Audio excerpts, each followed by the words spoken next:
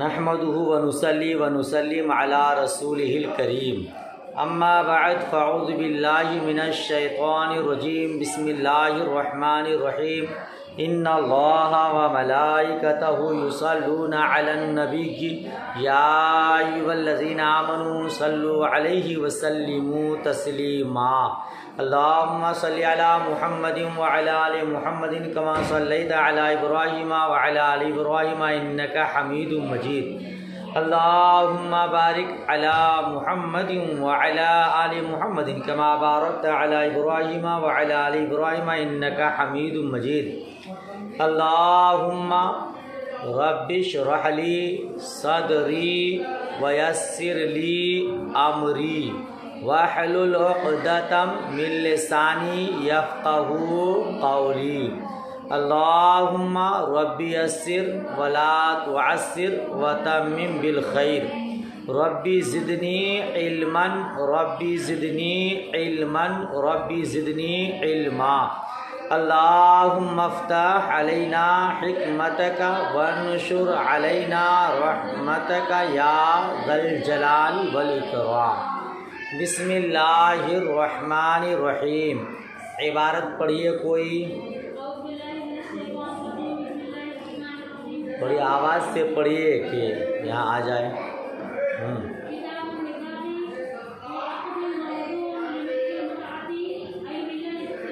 اے Hillah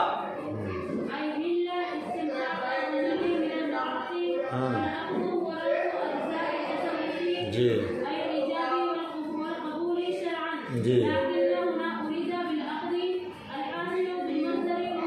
وَهُوَ الْإِرْتِبَاطُ۔ بس کہ یہ آپ کی آواز بھی بہت کم آ رہی ہے، ماشاءاللہ عبارت خانی آپ نے کر لی۔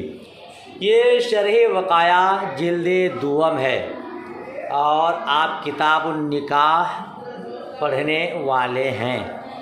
مجھ حقیر سے آپ نے ششمائی اول شرح وقایہ جلد اول پڑھا، اس کا کافی حصہ پڑھانے کا شرف حاصل ہوا اور آپ لوگوں کی دعاؤں سے اس کو پیغام عظمت رضا یوٹیوب چینل میں ڈالا، بحمدہ تعالیٰ کافی اچھا رسپونس ملا، اور دعا مزید کیجئے کہ اللہ پاک اور بھی برکتیں عطا فرمائے، آپ کے صدقے میں دوسروں کو بھی فائدہ پہنچے۔ اس غرض سے یہ حقیر کم علم رکھتے ہوئے بھی اس کو پڑھانے کی جسارت کر رہا ہے۔ اللہ پاک مجھ کو درست پڑھانے کی توفیق رفیق عطا فرمائے، مزید علم نافع عطا فرمائے، آپ کو بھی اللہ پاک مزید علم نافع عطا فرمائے۔ تو یہ شرح وقایہ کس فن میں ہے؟ فن فقہ میں۔ آپ نے فقہ کی تعریف، موضوع، غرض و غایت شرح وقایہ اول میں پڑھا ہے۔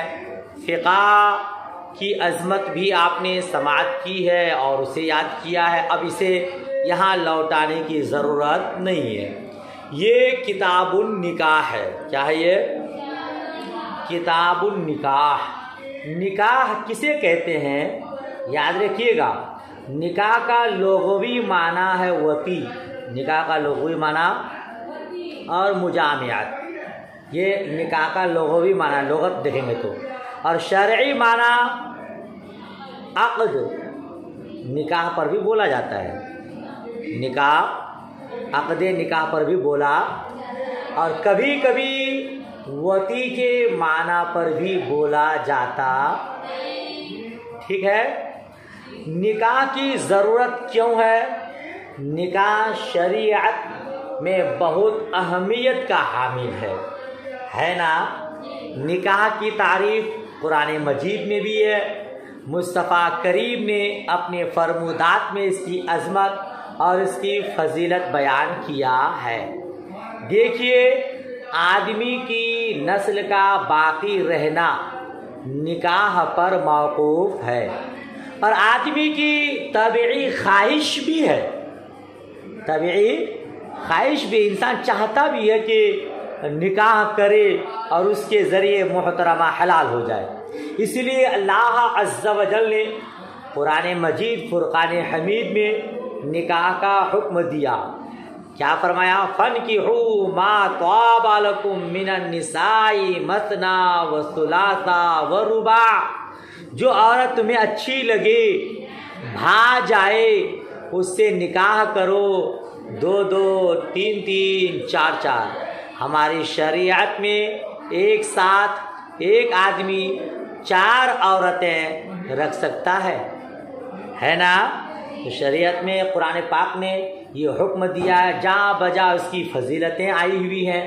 और रसूल बावकार सल्लल्लाहु ताला अलैहि वसल्लम ने निकाह की तरगीब देते हुए उसके फ़ायदे और उसके कायदे इरशाद फरमाए हैं। चुनांचे बुखारी शरीफ, मुस्लिम शरीफ, मिशकात शरीफ, कुतुब अहादीस में हमें यह हदीस मुबारक मिलती है।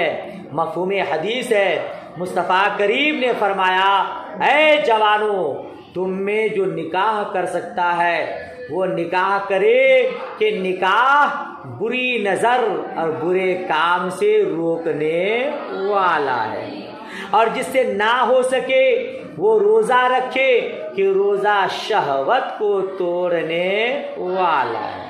और मुस्तफ़ा करीम ने फरमाया, जो खुदा से पाको साफ होकर मिलना चाहता है वो आज़ाद औरतों से निकाह करे। और फरमाया, जो मेरे तरीक़ा को दोस्त रखे वो मेरी सुन्नत पर चले, और मेरी सुन्नत है निकाह। और फरमाया, दुनिया की सबसे अच्छी पूंजी नेक औरत है। मिशकात शरीफ आपने जमात राबिया में, अभी आप जमात राबिया ही में है ना, अभी आपने मिशकात शरीफ पढ़ा होगा, किताब निकाह पढ़ा कि नहीं। मुस्तफ़ा करीम फरमाते हैं, अद-दुनिया कुल्लुहा मता व मताउ खैर दुनिया अलमरातु सालिहा। ये दुनिया सब के सब साजो सामान है, इन तमाम साजो सामान में सबसे बेहतरीन सामान नेक औरत है।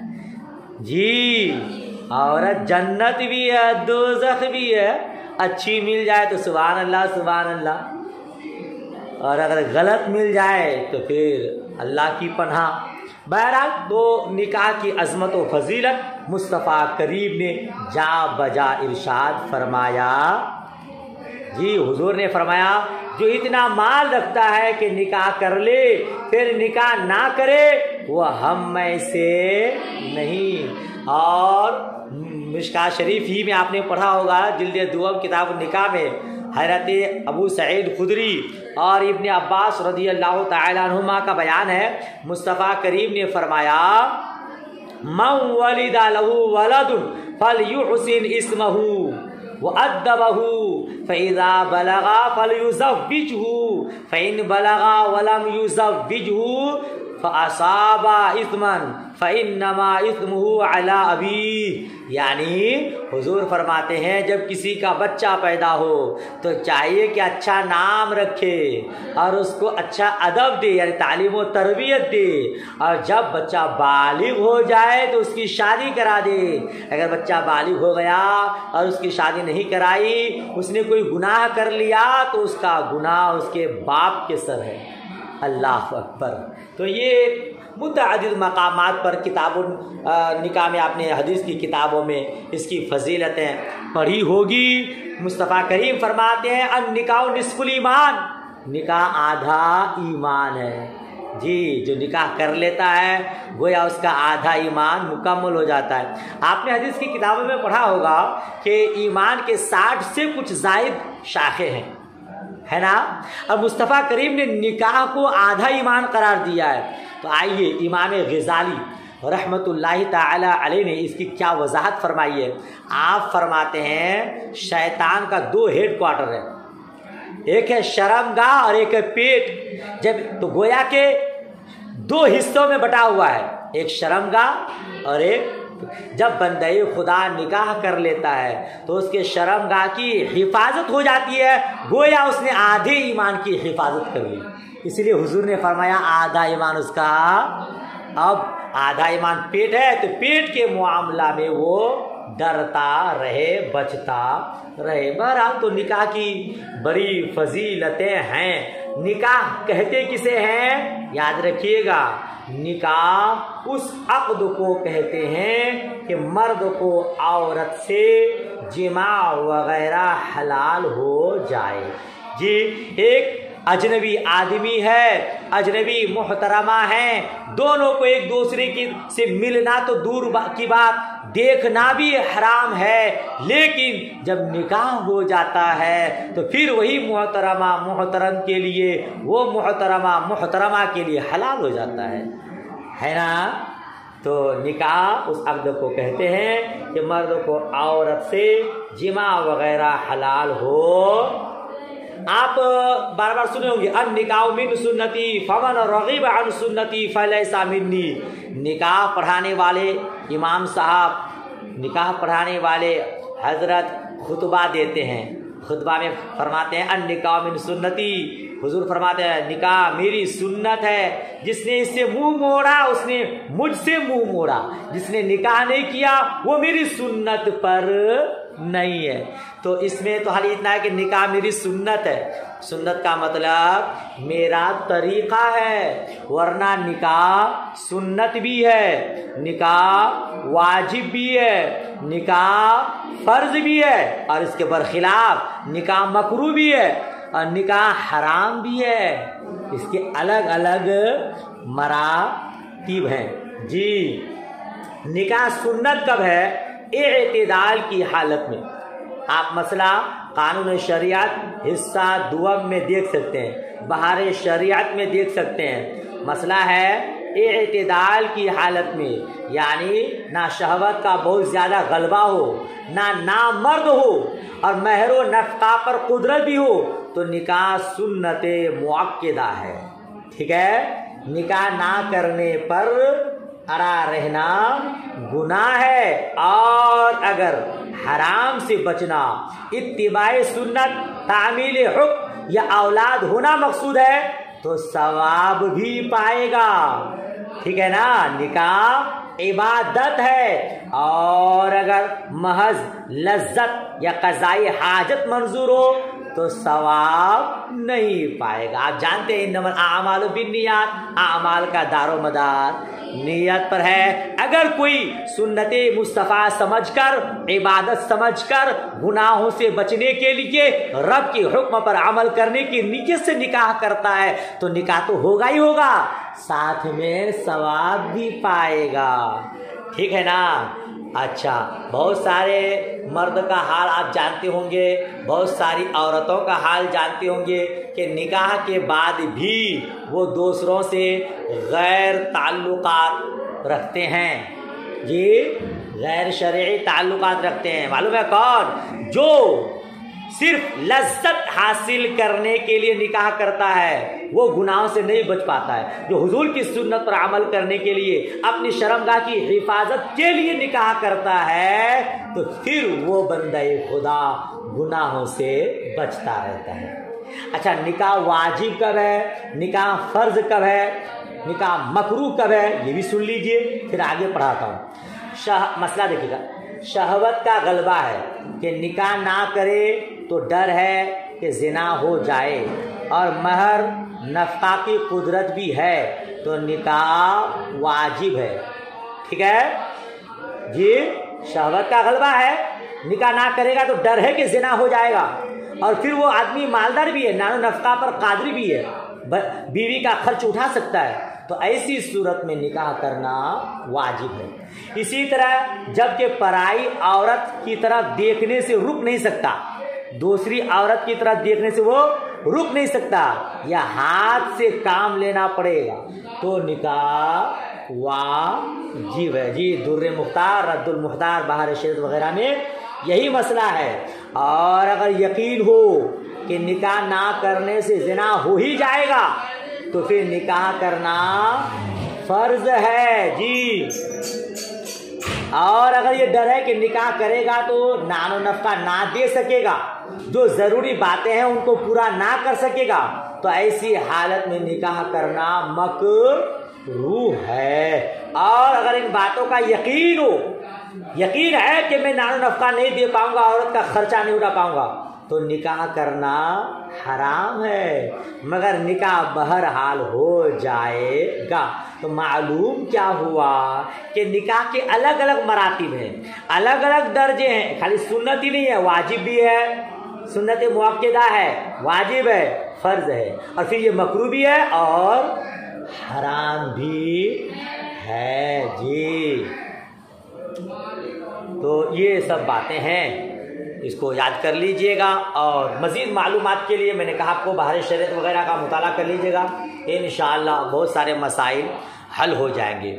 आज इसका तर्जुमा और मफ़हूम पढ़ाता हूँ। देखिए, किताबुन निकाह, किताबुल निकाह की किताब, यानी इस किताब में निकाह के अहकाम बताए जाएंगे, निकाह के मसाइल बयान किए जाएंगे।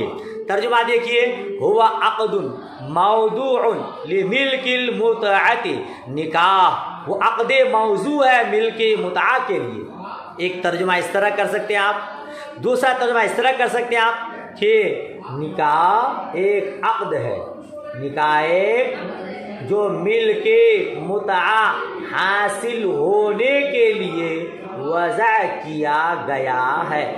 मौजू इसमें मफ़ूल है ना, वज़ा किया गया है, यानी निकाह को साहिब शरीअत ने इसीलिए वज़ा किया गया है ताकि आदमी मिलके मुतआ से फ़ायदा उठाए।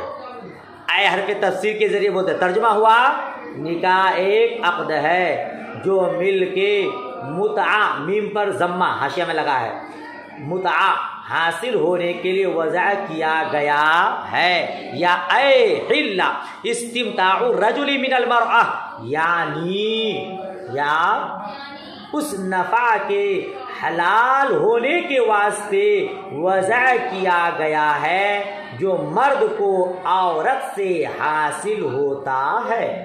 क्या तर्जुमा करेंगे? यानी उस नफ़ा के हलाल होने के वास्ते वज़ा किया गया है जो मर्द को औरत से हासिल होता है। अरे भाई, निकाह मैंने बताया ना पहले, अजनबी है, अजनबिया है, निकाह कर लिया तो अब मर्द का मुहतरमा से फ़ायदा हासिल करना हलाल हो गया। तो निकाह तो इसीलिए वज़ा ही हुआ है, साहिब शरीअत ने निकाह को इसीलिए बनाया है ताकि मर्द औरत से फ़ायदा उठाए।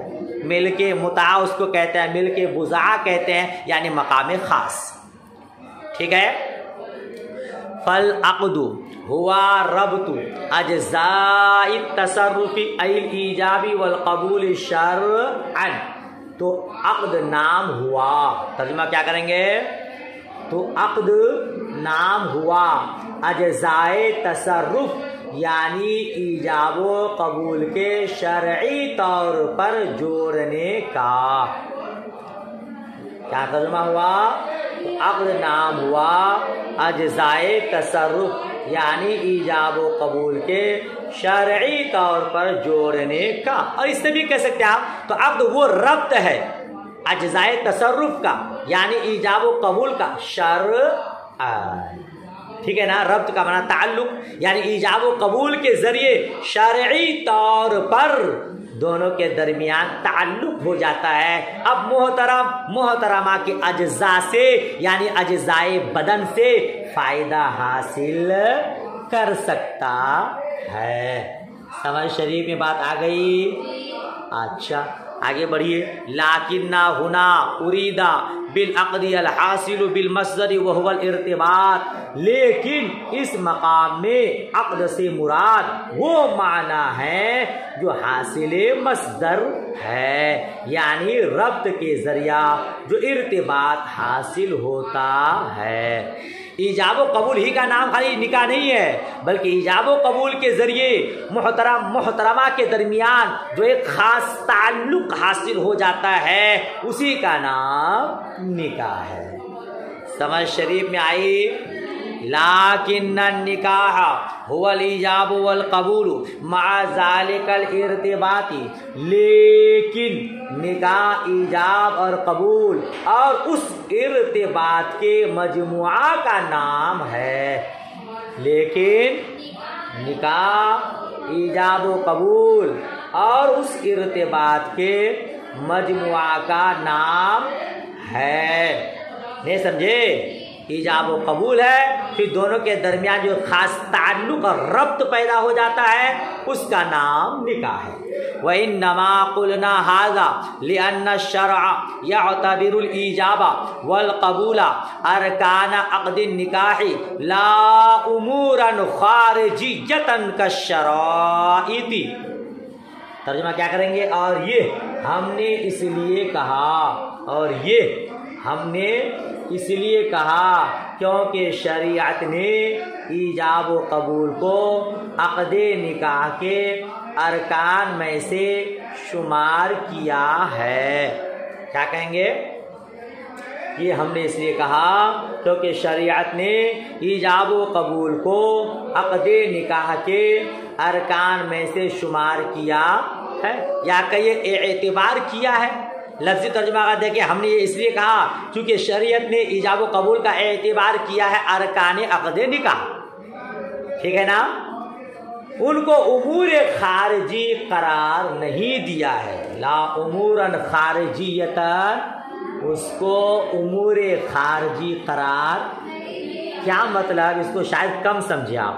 دیکھیے اس کا خلاصہ یہ ہے، اگر ایجاب و قبول پر مرتب ہونے والے صرف اس ربط کا نام ہی شریعت کی روح سے نکاح ہوتا تو حقیقت نکاح سے ایجاب و قبول خارج ہو جاتا.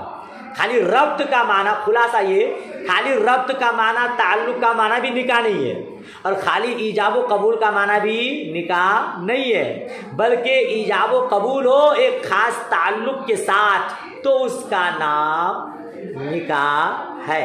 آپ محترم محترمہ کے درمیان کوئی دوستی ہو گئی تو نکاح ہو گیا؟ نہیں. خالی ایجاب و قبول کر لیا تو نکاح ہو گیا؟ نہیں. دونوں کے درمیان ایک خاص تعلق ہو اور پھر ایجاب و قبول ہو تو اس کا نام ہے نکاح. تو ایجاب و قبول یہ نکاح کے ارکان ہیں. جی آپ سے کوئی پوچھے نکاح کا رکن کیا ہے تو ایجاب و قبول، اور گواہ ہونا شرط ہے. بغیر شرط کی بھی وہ چیز نہیں پائی جائے گی.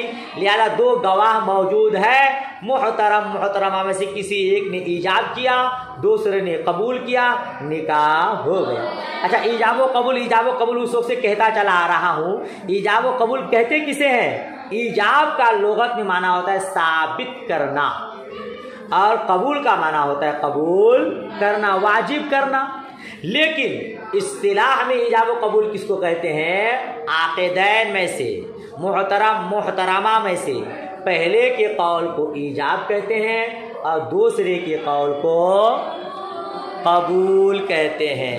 لہذا خاص تعلقات کی بنیاد پر ایجاب و قبول ہوا، اور ایجاب و قبول کے بعد محترم محترمہ کے درمیان ایک خاص رشتہ پایا گیا، اسی رشتہ کا نام نکاح ہے. ٹھیک ہے؟ اچھا آگے کا صفحہ دیکھیے. کالشرائط، شرائط کی طرح، ونحوها، اور اسی کی طرح. کیا مطلب؟ ایجاب و قبول یہ ارکان ہیں، شرائط وغیرہ نہیں ہے. جی آپ جانتے ہیں کہ شرائط جو ہوتے ہیں وہ مشروط سے خارج ہوتے ہیں. جیسے نماز کے لیے طہارت شرط ہے، وہ نماز کے اندر ہے کہ نماز کے باہر ہے؟ نماز کے باہر ہے.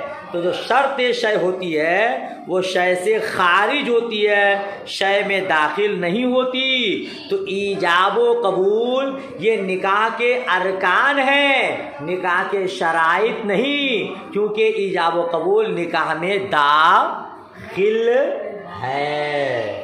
سمجھ شریف میں آئی؟ اچھا وہ نحوہا کے اوپر کیا لکھا؟ کل فعل الفاعل والاسباب. ہاں جیسے کہ فاعل کا فعل ہے اور اسباب ہے، اس کی طرح ایجاب و قبول نہیں ہے. بات ختم ہو گئی. وقد ذکرت فی شرح التنقیح فی فصل النہی كالبيع فإن الشرع يحكم بأن الإيجاب والقبول الموجودين حسا يرتبطان ارتباطا حكميا فيحصل معنى شرعي يكون ملك المشتري أثرا له فذلك المعنى هو البيع. ترجمہ دیکھیے. اور میں نے صاحب شرح وقایہ فرماتے ہیں اور میں نے تنقیح کی شرح میں تنقیح کی فصل نہیں میں بیان کیا ہے. کیا بیان کیا؟ تنقیح کی شرح کیا ہے؟ یاد رکھیے گا صاحب شرح وقایہ کی ایک کتاب ہے اصول فقہ میں توضیح، جو تنقیح کی شرح ہے. کیا ہے؟ توضیح، تنقیح کی شرح. اس کے فصل نہیں کے اندر یہ مسئلہ بیان کیا ہے. سمجھ رہے ہیں آپ؟ تو ترجمہ آپ کیا کریں گے؟ اور میں نے توضیح میں فصل نہیں میں بیان کیا ہے. کیا بیان کیا ہے؟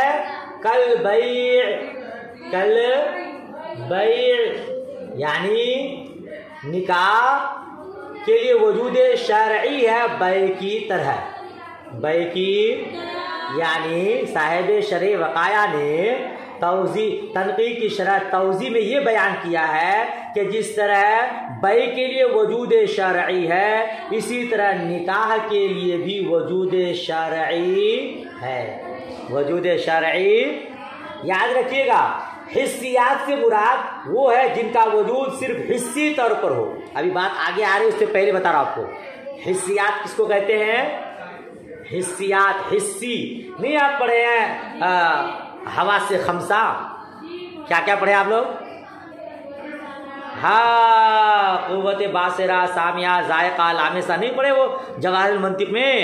اسی کے بارے بتاتے ہیں. تو جو حسیات ہوتی نا اس سے مراد کیا ہوتا ہے؟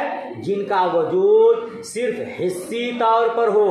اور شرعیات سے مراد وہ ہیں جن کا وجود حسی طور پر بھی ہو اور شرعی طور پر بھی ہو.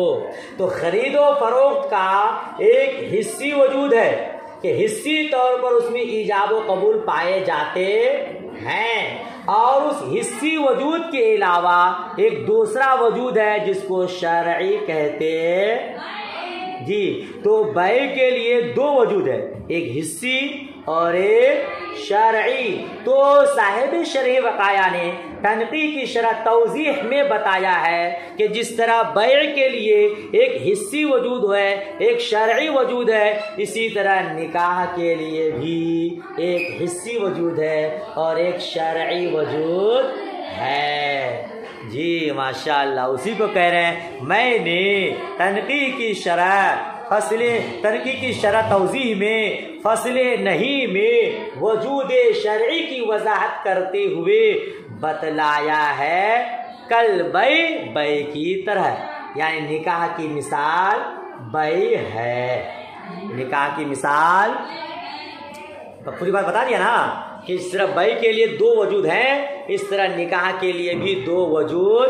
ایک وجود ایک حسی طور پر دکھ رہا ہے کہ میاں بیوی بن گئے، اور ایک شرعی طور پر کہ اب شریعت نے دونوں کو ایک دوسرے سے فائدہ اٹھانا حلال قرار دے دیا. فإن الشرع يحكم. ترجمہ دیکھیے. فإن الشرع کیونکہ شرع کا حکم ہے، شرع کا کہ حسی طور پر پائے جانے والے، اس لیے کہ شرع کا حکم ہے کہ حسی طور پر پائے جانے والے ایجاب و قبول میں ایک حکمی ارتباط ہوتا ہے.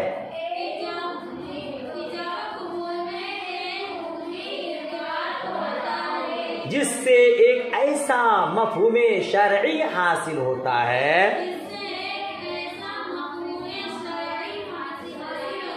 ہاں کہ اس کے زیر اثر اللہ، جس کے زیر اثر، جس کے ذریعے یہ بھی کہہ سکتے ہیں مبیع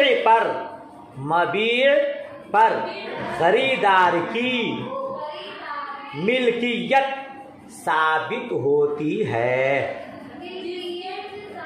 جس کے زیر اثر مبیع پر خریدار کی مشتری کا منع خریدار ملکیت ثابت ہوتی، اور یہی بیع کا مطلب ہے۔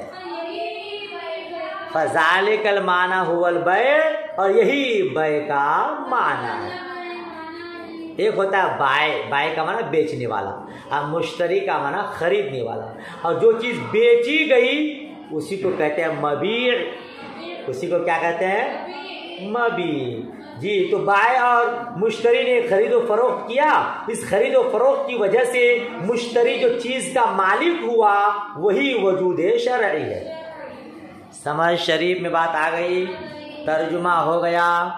فالمراد بذلك المعنى المجموع المركب من الإيجاب والقبول مع ذلك الارتباط الشرعي، لا أن البيع هو مجرد ذلك المعنى الشرعي والإيجاب والقبول آلة له كما توهم البعض۔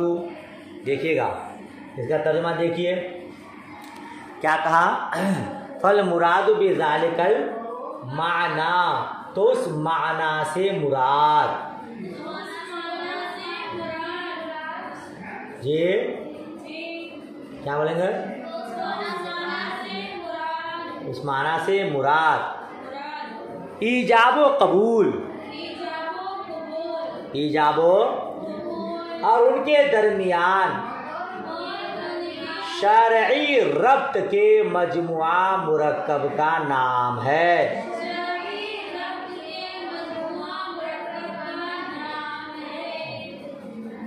ٹھیک ہے، یہی بیع کا مطلب ہے۔ پس ایجاب و قبول کے ارتباط کے بعد یہاں سے ترجمہ کیجیے، فالمراد بذالک المعنی المجموع المرکب من الایجاب والقبول مع ذالک الارتباط الشرعی، ایسا بولے گا کہ ایجاب و قبول کے ارتباط کے بعد، ایجاب و حاصل ہونے والا یہ شرعی مفہوم حقیقت میں ایجاب اور قبول اور ان کے درمیان شرعی ربط کے مجموعہ مرکب کا نام ہے۔ محض اس معنی شرعی کا نام بیع نہیں کہ ایجاب و قبول اس کے آلات ہو، جیسا کہ بعض نے وہم کیا ہے۔ خلاصہ یہ کہ صرف ایجاب و قبول کا نام بیع نہیں ہے، بلکہ اس کے لیے ایک وجود حسی ہے اور ایک وجود شرعی ہے۔ اسی طرح نکاح میں بھی ایک وجود حسی ہے اور ایک وجود شرعی ہے۔ نہ تو محض تعلقات کا نام نکاح ہے اور نہ محض ایجاب و قبول کا معنی ہے، بلکہ جس طرح بیع ایجاب و قبول کے ساتھ ایک ربط کا معنی ہے، معنی شرعی کا، اسی طرح نکاح بھی ایجاب و قبول اس تعلقات کے ساتھ ہے۔ پوری عبارت کا خلاصہ یہی ہوا، صرف ایجاب و قبول کو بھی نکاح نہیں کہیں گے اور صرف تعلقات اور ربط کو بھی نکاح نہیں کہیں گے، بلکہ محترم محترمہ کے درمیان ایجاب و قبول کے بعد جو ربط ہوتا ہے اسی کے مجموعہ کا نام نکاح ہے، اس کے مجموعہ کا نام۔ یہ اتنا ترجمہ ہو گیا۔ لِأَنَّ كَوْنَهُمَا أَرْكَانًا يُنَافِي ذَلِكَ، کیونکہ ان دونوں کا ارکان ہونا، کیونکہ ان دونوں کا، کن دونوں کا؟ ایجاب و قبول کا، ان دونوں کا ارکان ہونا یعنی ایجاب و قبول کا ارکان ہونا اس کے منافی ہے، اس کے، کس کے؟ جو اعلیٰ ہوتا ہے، جو شرط ہوتی ہے وہ چیز سے خارج ہوتی ہے، شے سے خارج ہوتی ہے، تو ایجاب و قبول نکاح کے لیے اعلیٰ نہیں ہے بلکہ وہ ارکان ہے، اور جب ارکان ہیں تو وہ اعلیٰ نہیں ہوں گے، کیونکہ اعلیٰ چیز سے شے سے خارج ہوتی ہے۔ جیسے وضو نماز کی کنجی ہے نا، تو اعلیٰ ہے نا نماز جائز ہونے کے لیے، تو وضو نماز سے خارج ہے۔ تو ایجاب و قبول یہ نکاح کے اعلیٰ نہیں ہے بلکہ ارکان ہے۔ بعض لوگوں نے یہ گمان کیا کہ وہ اعلیٰ ہے، اس کا یہ اعلیٰ کہنا صحیح نہیں ہے، وہی بیان کیا ہے، اسی کو بیان کیا کہ وہ دونوں اعلیٰ نہیں ہے جیسا کہ بعض لوگوں نے گمان کیا ہے، کیونکہ ان دونوں کا اعلیٰ، ان دونوں کا ارکان ہونا اعلیٰ ہونے کے منافی ہے، اعلیٰ ہونے کے منافی ہے۔ پوری بات سمجھ شریف میں آ گئی محترماؤ؟ تو آگے بڑھوں فلا شک کا، بس اچھا تو یہیں تک رہنے دیں، چلیے اس کے آگے انشاءاللہ تبارک و تعالی کل پڑھیں گے۔ بقیہ دعاؤں میں یاد رکھیے۔ اب میں آپ کے اس سبق کو پیغام عظمت رضا میں ڈالنے والا ہوں، دعا کیجئے۔ جس طرح احباب نے شرح وقایع جلد اول سے فائدہ اٹھایا، اللہ کرے اس سے بھی لوگ مکمل طور پر فائدہ اٹھا سکیں۔ اللہ کریم سب کو اعلیٰ ترین کی کامیابی عطا فرمائے، اور آپ کے صدقے مجھ حقیر کو بھی عطا فرمائے۔ دعائے خیر میں یاد۔ اللہ حافظ، خدا حافظ۔